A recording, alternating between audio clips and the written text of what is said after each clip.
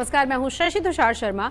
लोकसभा में एनडीए सरकार के खिलाफ विपक्ष द्वारा पेश अविश्वास प्रस्ताव गुरुवार को गिर गया और इसके नतीजे के बारे में पहले से भी कोई संदेह नहीं था, क्योंकि विपक्ष के पास सरकार को गिराने लायक पर्याप्त संख्या बल था ही नहीं। बावजूद इसके विपक्ष ये प्रस्ताव लेकर आया था क्योंकि इसके जरिए वो पूरे देश को कुछ राजनीतिक मैसेज देना चाहता था।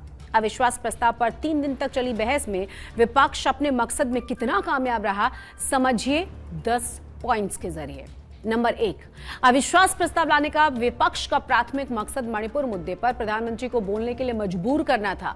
बीते 3 महीने से मणिपुर 2 समुदायों के बीच हिंसक घटनाओं के चलते जल रहा है। विपक्ष का आरोप था कि प्रधानमंत्री न तो मणिपुर गए हैं और न ही इसको लेकर संसद में बयान दिया गया है। लिहाजा इस लिहाज से अगर आप देखेंगे तो विपक्ष अपने मकसद में कामयाब रहा है। अविश्वास प्रस्ताव पर चर्चा के अंत में प्रधानमंत्री नरेंद्र मोदी ने अपने संबोधन में मणिपुर की विस्तार से चर्चा की। दूसरा पॉइंट ये कि विपक्षी दलों के नए गठबंधन इंडिया ने गठन के बाद से ही इसमें मतभेद और दरार की खबरें लगातार आती रही। बीजेपी इसको लेकर लगातार इंडिया पर तंज भी कस रही थी। अविश्वास प्रस्ताव के जरिए विपक्ष अपनी एकजुटता दिखाना चाहता था, जिसमें वो काफी हद तक सफल रहा है। प्रस्ताव पर चर्चा के दौरान विपक्षी पार्टियों ने एकजुट होकर सरकार पर हमले किए हैं। उनके बीच बेहतर कोऑर्डिनेशन को भी देखा गया है।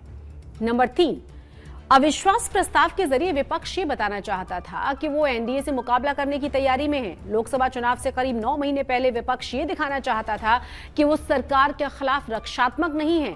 अविश्वास प्रस्ताव पर बहस के दौरान विपक्षी सांसदों ने सरकार पर जिस तरीके से तीखे हमले किए, उससे स्पष्ट हुआ कि विपक्ष एग्रेसिव स्ट्रेटेजी के साथ आगे की रणनीति बना रहा है। प्रस्ताव पर बहस की शुरुआत करते हुए कांग्रेस के गौरव गोगोई ने मणिपुर मुद्दे पर पीएम की चुप्पी पर सवाल उठाए। तृणमूल कांग्रेस की महुआ मोइत्रा ने आंकड़ों के जरिए मणिपुर के हालात की गंभीरता को बयां किया और सरकार की नीयत पर भी कई सवाल खड़े किए।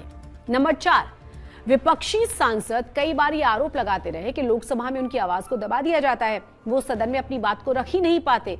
कांग्रेस अध्यक्ष मल्लिकार्जुन खड़गे भी कह चुके हैं कि जब वो बोलते हैं तो माइक बंद कर दिया जाता है। अविश्वास प्रस्ताव पर चर्चा के दौरान विपक्षी पार्टियों को न केवल अपनी बात रखने का मौका मिला, बल्कि सरकार की नीतियों के खिलाफ उनके तर्कों को पूरे देश ने सुना। नंबर 5, अविश्वास प्रस्ताव के जरिए विपक्ष 9 महीने बाद होने वाले लोकसभा चुनाव की तैयारियों की शुरुआत करना चाहता था। विपक्षी पार्टियां उस मुद्दों की तलाश में हैं जिस पर लोकसभा चुनाव के दौरान सरकार को घेरा जा सके। इस प्रस्ताव पर हुई चर्चा से उन्हें जरूर काफी मदद मिल जाएगी। पूरी चर्चा के दौरान सरकार जिस तरह से मणिपुर, महंगाई और बेरोजगारी जैसे मुद्दों पर बोलने से परहेज करती रही, उससे विपक्ष को यह अंदाजा जरूर मिला कि लोकसभा चुनाव में ये उसके लिए कारगर साबित हो सकते हैं। नंबर 6, विपक्ष को यह भी स्पष्ट हो गया कि सदन के बाहर और भीतर कौन उसके साथ है और कौन अब साथ नहीं है। अब तक वाईएसआर कांग्रेस, बीजेडी, शिरोमणि अकाली दल और कुछ अन्य पार्टियों के रुख को लेकर संशय बना हुआ था। बीजेडी और वाईएसआर कांग्रेस विपक्षी गठबंधन के साथ नहीं थे, लेकिन अपने अपने राज्यों में उनका बीजेपी से मुकाबला भी था। इसे देखते हुए स्पष्ट नहीं था कि वो एनडीए या इंडिया में से किसे साथ रखेंगे, यानी किसके साथ जाएंगे या फिर तटस्थ रहने वाले हैं।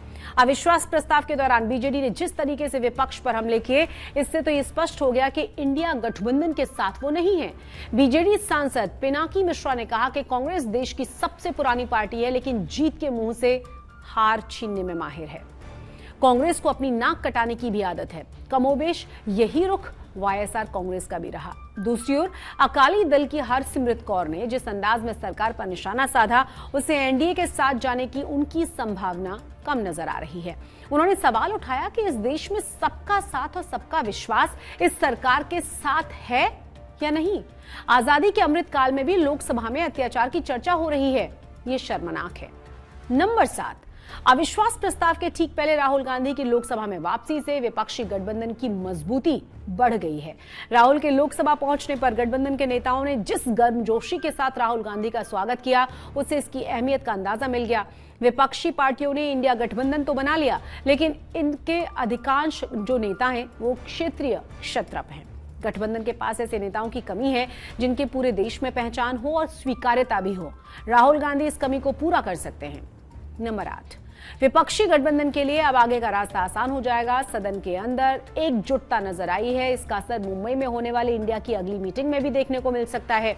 गठबंधन में शामिल कई पार्टियां अपने अपने राज्यों में एक दूसरे के खिलाफ आमने सामने हैं। सदन में दिखी एकजुटता से उन्हें एनडीए के खिलाफ मिलकर रणनीति बनाने और सीटों के तालमेल में मदद मिल जाएगी। एनडीए और इंडिया के अलग अलग चल रही पार्टियों को अपने साथ जोड़ने में विपक्ष को अब आसानी भी होगी। नंबर 9, पीएम मोदी और सत्ता पक्ष के अन्य नेताओं ने अविश्वास प्रस्ताव के दौरान इंडिया गठबंधन की जिस तरह से खिल्ली उड़ाई है, उससे यह भी स्पष्ट हो गया है कि विपक्षी एकजुटता को वो गंभीर चुनौती के रूप में देख रहे हैं। विपक्ष के लिए यह मनोविज्ञान जीत से कम नहीं है। और आखिरी यानी नंबर 10, सबसे अंत में ये कि विपक्ष गठबंधन सरकार और पूरे देश को ये संदेश दे चुका है कि वो 2024 के लोकसभा चुनावों के लिए तैयार है। बीजेपी की लगातार जीतों से विपक्षी पार्टियां ना तो पस्त हुई हैं और ना ही डरी हुई हैं। वो एनडीए से मुकाबले के लिए मिलकर रणनीति बना रही हैं और आने वाले दिनों में इसका फायदा भी उन्हें जरूर मिलेगा।